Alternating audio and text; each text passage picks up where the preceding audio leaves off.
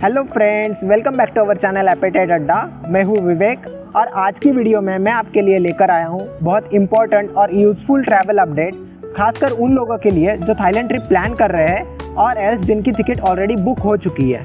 तो आज के वीडियो में मेनली मैं 4 अपडेट्स देने वाला हूँ। फर्स्ट है थाईलैंड का करंट वेदर अपडेट, सेकेंड है थाईलैंड डिजिटल अराइवल कार्ड का पूरा प्रोसेस, थर्ड है थाईलैंड की करंट कोविड सिचुएशन और फोर्थ है थाईलैंड कंबोडिया के बीच में जो कॉन्फ्लिक्ट चल रहा है उसके बारे में।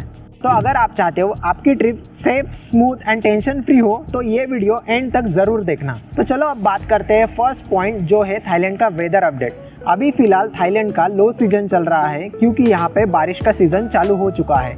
वैसे बैंकॉक में उतनी ज़्यादा बारिश नहीं होती, लेकिन पटाया, फुकेत, क्राबी ये एरिया में बहुत ज़्यादा बारिश होती है। तो इस वजह से कई जगहों पे वाटर एक्टिविटीज़ बंद हो सकती है।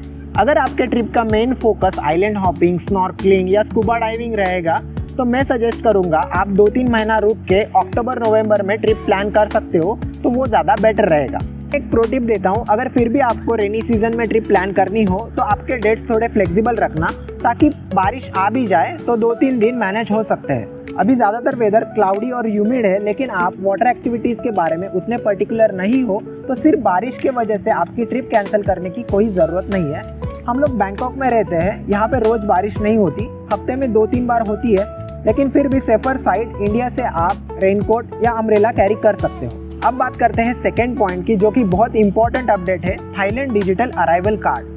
1 मई 2025 से थाईलैंड गवर्नमेंट ने एक नया रूल लागू किया है जो है थाईलैंड डिजिटल अराइवल कार्ड। तो अभी देखते हैं ये थाई डिजिटल अराइवल कार्ड किसके लिए मैंडेटरी नहीं है। फर्स्ट, आप अगर थाई सिटीजन हो। सेकंड, अगर आपका सिर्फ लेओवर हो, मतलब अगर आपकी लेओवर फ्लाइट हो from Thailand to any other country और सिटी, तो आपके लिए थाई अराइवल कार्ड की ज़रूरत नहीं है। तो अभी हम लोग देखेंगे थाई अराइवल कार्ड भरने के लिए आपको किस किस चीज़ों की ज़रूरत है।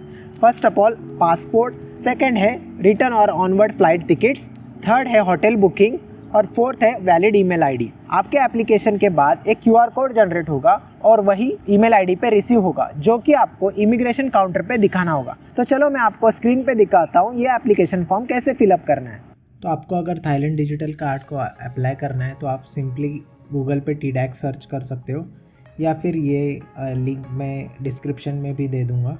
अगर आपने ऑलरेडी अराइवल कार्ड को अप्लाई किया और आप उसमें आपको कुछ चेंजेस करने हैं तो ये ऑप्शन चूज़ कर सकते हो। मीनवाइल हम लोग अराइवल कार्ड सिलेक्ट करते हैं।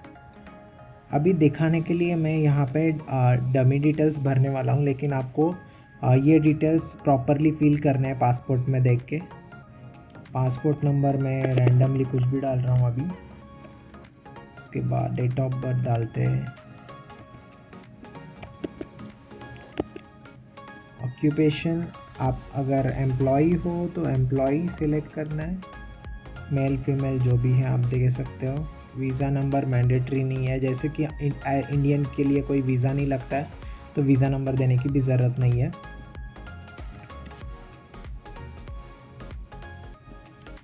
ये रिपब्लिक ऑफ इंडिया देख के कंफ्यूज मत हो जाना, जो भी अपना कंट्री कोड है वो IND है, तो वो दिख जाए उतना ही, तो वही अपनी कंट्री है। उसके बाद उसके अकॉर्डिंग स्टेट्स आ जाएंगे, इसमें मैं महाराष्ट्र डालता हूँ। तो हम लोग आगे जाते हैं। Trip and accommodation information, date of arrival. अगर एक बात याद रखना, डेट ऑफ अराइवल मतलब आपकी अगर फ़्लाइट रात को 11:30 या 10 बजे है किसी भी सिटी से इंडिया के, लेकिन यहाँ पे लैंड कितने बजे कर रहे हो वो डेट ऑफ अराइवल डालना है। कहाँ से बोर्ड करूँगा ये इंडिया लिखते हैं। अगर आप किसी और कंट्री से आ रहे हो, जैसे कि मलेशिया था, कंबोडिया और या कोई नेबर कंट्री से, तो यहाँ पे वो डाल सकते हो। Purpose of travel, obviously most of the लोग हॉलीडेज़ के लिए ट्रैवल करते हैं, लेकिन अगर अलग पर्पज़ हो तो यहाँ पे डाल सकते हो। इवन अदर्स लिख के यहाँ पे इन डिटेल भी लिख सकते हो। मोस्ट ऑफ द लोग एयर से ट्रैवल करते हैं तो एयर भर सकते हो, और लैंड से अगर कंबोडिया, मलेशिया, थाईलैंड, मलेशिया और लाओस से अगर आ रहे हो तो लैंड बॉर्डर हो तो लैंड सिलेक्ट करना। Mode of transport is commercial flight and flight number SL318 whatever, जो भी आपके बोर्डिंग पास पे या फ्लाइट टिकट पे फ़्लाइट नंबर मिल जाएगा आपको। डिपार्चर डेट आप अपने हिसाब से डाल सकते हो। जो दिन आप थाईलैंड छोड़ने वाले हो वो डेट डालना। अगर किसी और कंट्री में जाने वाले हो तो भी कोई प्रॉब्लम नहीं, मैं अभी के लिए कुछ भी सिलेक्ट कर रहा हूँ, लेकिन ये सब डिटेल्स आपको आप जो होटल बुक करते हो उसमें मिल जाएंगे इजीली। और देन उसके बाद कंटिन्यू पे क्लिक करना है और यहाँ पे सिलेक्ट हेल्थ डिक्लेरेशन देना है, जैसे कि list of your name, countries where you stayed with in 2 weeks before arrival. अगर आप लास्ट 15 डेज़ में किसी और कंट्री ट्रैवल किए हो तो वो सब कंट्रीज़ मेंशन करनी है। ज़्यादातर लोगों के केस में लोग इंडिया से आएंगे। अगर मलेशिया हो तो मलेशिया भी लिख सकते हो। मीन्स यहाँ पे मल्टीपल इनपुट्स देने की भी ऑप्शन है, तो एक बार आप प्रीव्यू कर सकते हो या फिर अदर ट्रैवलर्स का भी ऑप्शन ऐड कर सकते हो। और यहाँ पे I have read and agree करना है और सबमिट पे क्लिक करना है। आप देख सकते हो यहाँ पे जो भी इंफॉर्मेशंस डाली है ये मेक श्योर करना, full name, citizenship and passport number, ये डिटेल्स। अगर आप सबमिट पे क्लिक करते हो तो आपको ऐसा कुछ ईमेल पे अराइवल कार्ड रिसीव होगा जहाँ पे QR कोड रहेगा। ये तो सैम्पल डॉक्यूमेंट है। इमिग्रेशन ऑफिसर को ये दिखाना है। अगर प्रिंटेड कॉपी नहीं लेके जाते हो तो भी चलेगा, क्योंकि मैंने तो ऐसे ही दिखाया था मोबाइल पे, क्योंकि मोबाइल से भी ये फॉर्म भर सकते हो।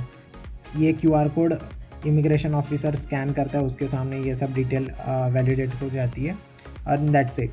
बट एक बात याद रखना, ये arrival card just additional document है। इसके अलावा अगर आप किसी और कंट्री को बिलोंग करते हो जहाँ पे वीज़ा की ज़रूरत है तो वीज़ा ज़रूर लगेगा।